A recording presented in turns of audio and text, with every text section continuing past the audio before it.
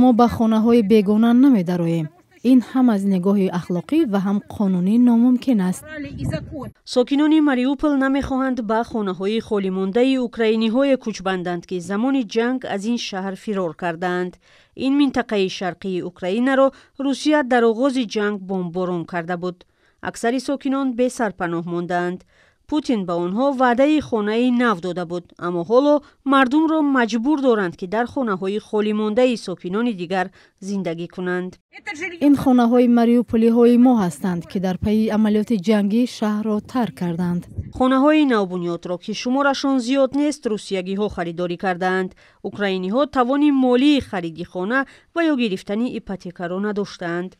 Москваро ба он муттаҳам мекунанд, ки талош дорад аҳолии русзабонро дар ин шаҳр бештар ва украиниҳоро кам кунад.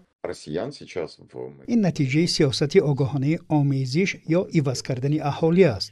ҳоло дар Мариупол ҳудуди 50 000 рус ба сар мебарад.